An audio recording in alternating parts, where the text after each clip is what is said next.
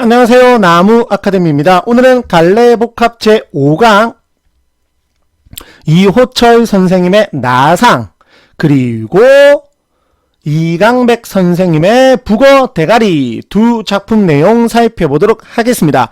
첫 번째 이호철 선생님의 나상은 현대 소설이고 두 번째 이강백 선생님의 북어 대가리는 현대 희곡입니다. 먼저 이호철 선생님의 나상 내용 살펴보도록 하겠습니다. 물론 지금은 저희가 내신 대비를 위하여 학습을 하고 있지만 수능에서는 이 앞부분의 줄거리가 정말 중요합니다. 저는 학생들에게 모의고사나 실제 시험에서 수능 시험에서 만약 시간이 너무너무 부족하고 어떤 조금 요령, 방법을 써야 되는 상황이 온다면 이 앞부분의 줄거리라든지 중략 부분의 줄거리라든지 줄거리만 읽고 문제를 한번 풀어봐라. 그리고 왔다 갔다 예를 들어서 A, B, C 이렇게 줄이 그어져 있거나 굵은 글씨 이런 식으로 문제가 출제되었을 경우 그런 부분들만 확인해서 문제를 풀어라. 정답률 50% 이상 나온다. 라고 말을 할 정도로 이 줄거리는 매우 중요합니다. 이 작품에서도 보시면 나는 철에게 어느 형제에 관한 이야기를 듣게 된다. 그러면 중심은 뭔가요? 이 형제죠.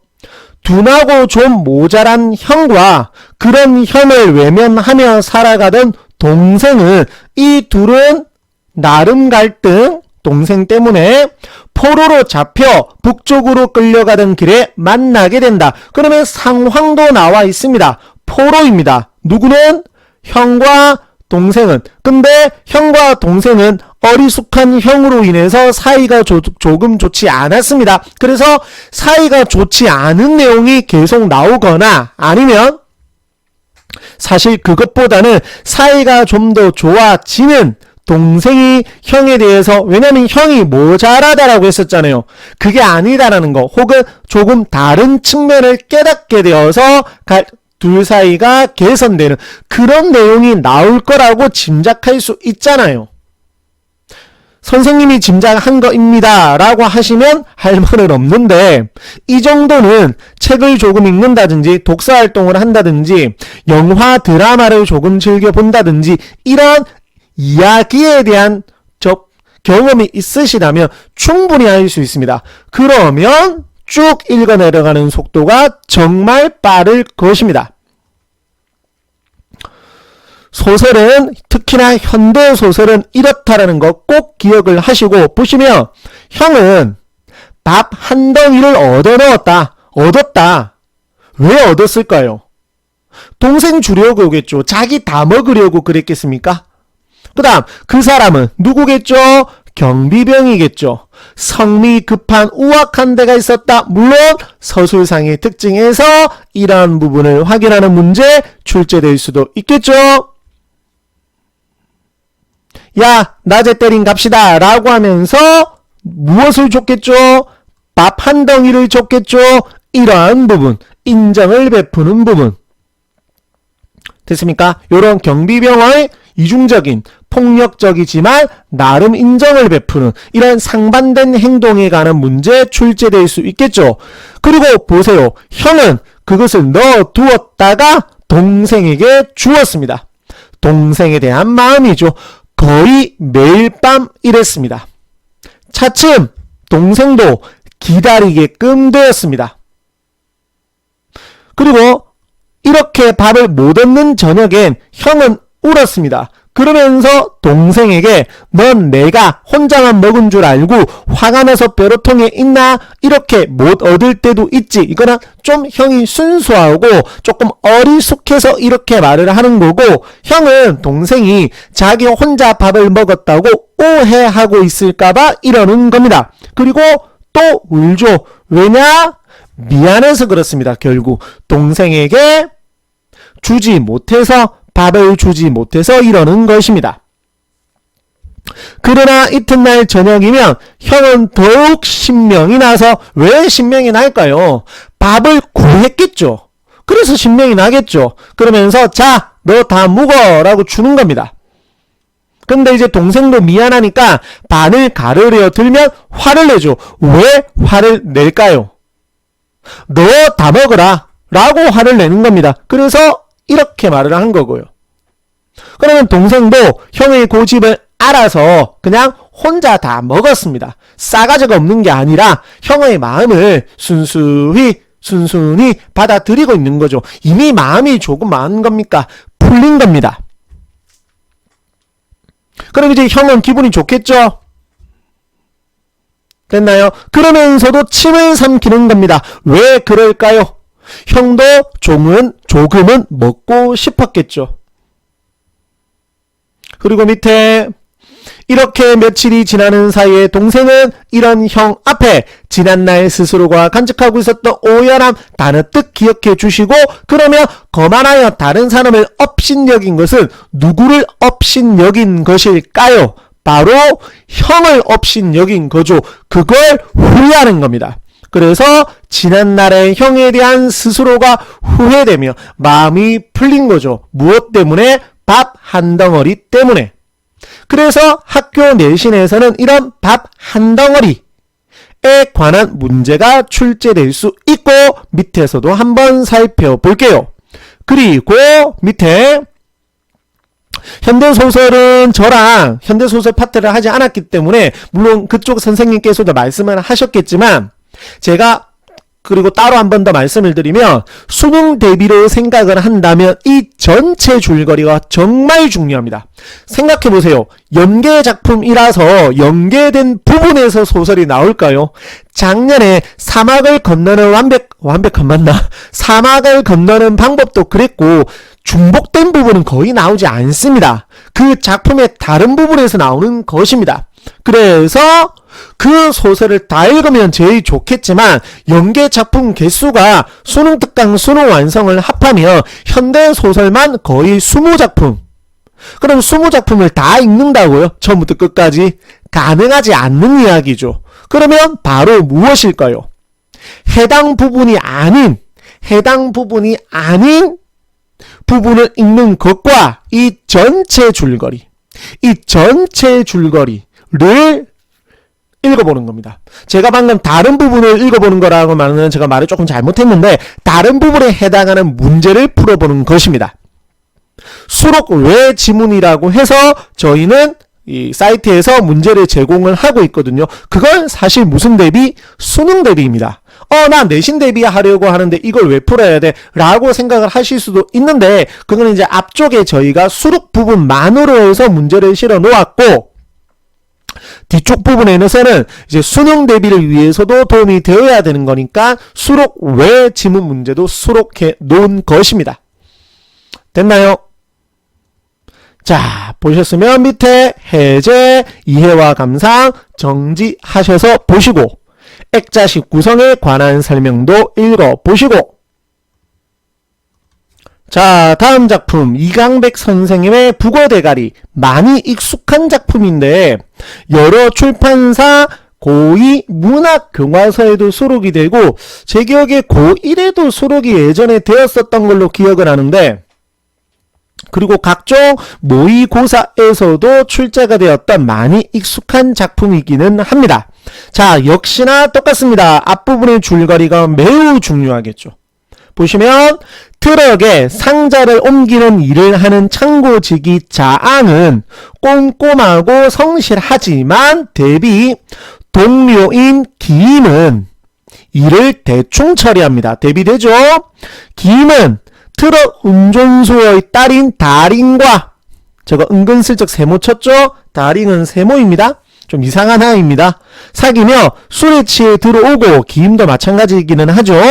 자아는 기임에게 잔소리를 하면서도 북어 해장국을 끓여줍니다. 그러면 둘의 사이는 그래도 틱틱 되는 것 같지만 조금은 돈독하다라는 것도 짐작을 할 수 있겠죠.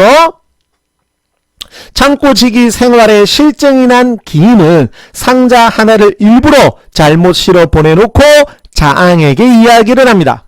자앙은 상자 주인에게 편지를 써서, 자앙은 정말 대단하죠. 굳이 그것을 바로 잡으려고 합니다. 그리고 기인은 다링을 따라 떠나려고 하고 있고요. 이런 상황입니다.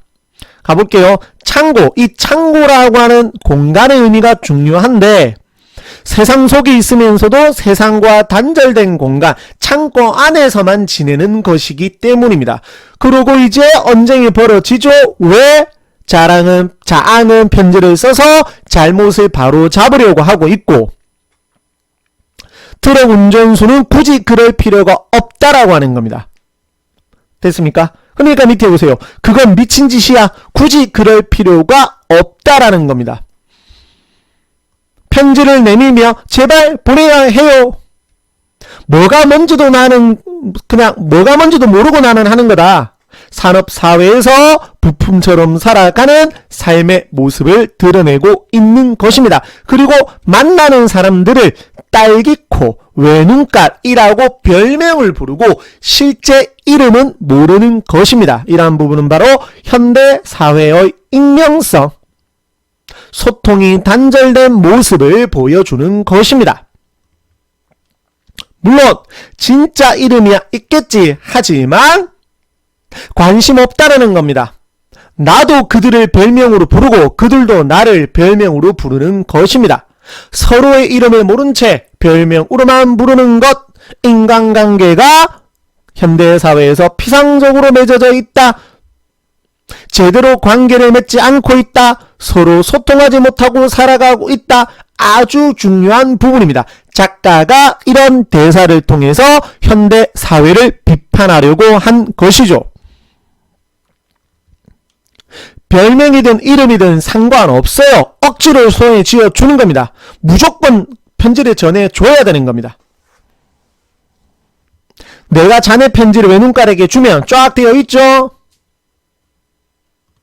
다음, 그게 착각이라고 안 된다는 겁니다. 편지가 상자 주인에게 전달될 수 없는, 도착할 수 없는 이유를 이야기한 것입니다. 됐습니까? 넘어갈게요. 미안해. 왜 미안할까요? 우리는 앞부분이 줄거리를 통해서 알잖아요. 이제 떠나려고 하는 거겠죠. 미안해 한다라는 것은 아까 말을 했던 것처럼 기인과 자앙의 사이가 그렇게 나쁘지는 않다라는 겁니다. 우린 철부지 시절부터 창고직이었어. 너는 나를 고맙게도 보살펴 줬지. 막 이렇게 이야기를 하죠. 껴안는다 사면서. 근데 이제 자앙은 제발 가지 마라 라고 하죠. 떠나지 않기를 바라는 것이죠. 그러나 기인은 아닙니다. 떠나겠다라는 겁니다. 자, 그리고 쭉 내려가면 뭐라고 하냐면 자앙이 가져가요.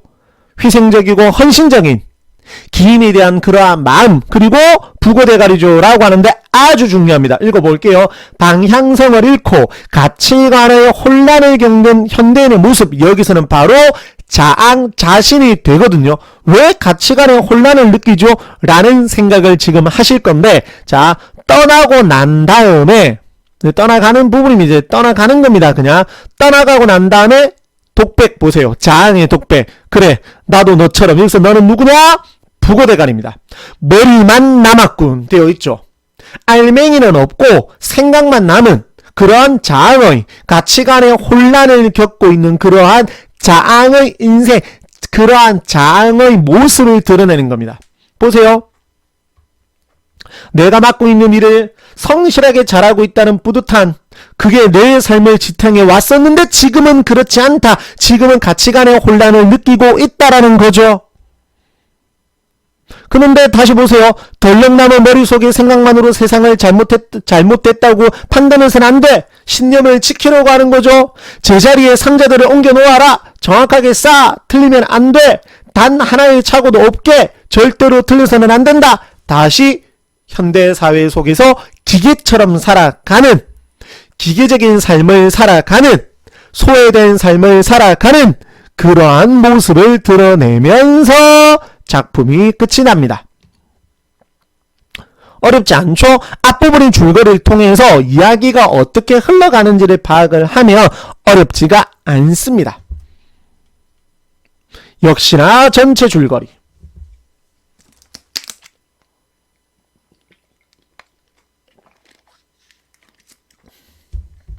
보셨나요? 그 다음 해제. 정지하셔서 꼭 보시고 밑에 3개 더. 그 다음 밑에 북어대가리 상징성 세 번째 거 이거 아주 중요합니다.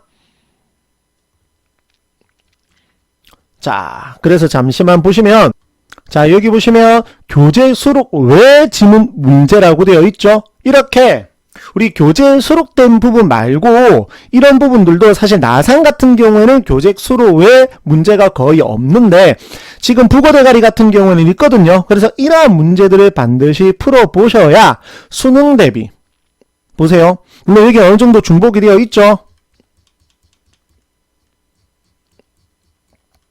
기임은 창고지기 지급에 만족하지 못하니까 떠나가죠.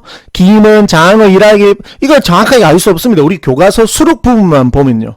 그래서 이렇게 출제가 수능에서는 출제가 될 수 있으니 이러한 문제도 풀어보시고 제일 중요한 건 뭐겠죠? 아까도 계속 말씀드렸듯이 전체 줄거리를 읽어봐야 된다라는 것. 이 점을 꼭 명심하시길 바랍니다. 자, 수록 부분에서 한 문제만 풀어볼까요? 자아는 원칙을 고수하는 고지식한 원칙주의자. 아, 맞죠. 바로 답이 1번이 나오네요. 자, 기임이 자항을 잘 보살펴 준다라고 했는데 거꾸로죠. 기임이 자항을 보살펴 주는 것이 아니라 자항이 기임을 보살펴 줍니다. 그리고 다링은 지 아닙니다. 다링은 거의 도라입니다. 그리고 기임은 자기 주관과 확신을 가지는 거. 자기 주관과 확신을 가지고 있는 인물은 누구였죠? 기임이 아니라 자항이었죠. 이렇게 출제가 될 수도 있습니다. 지금 보시는 이러한 다양한 자료들은 저희 나무 아카데미를 통하여 이용하실 수 있습니다. 감사합니다.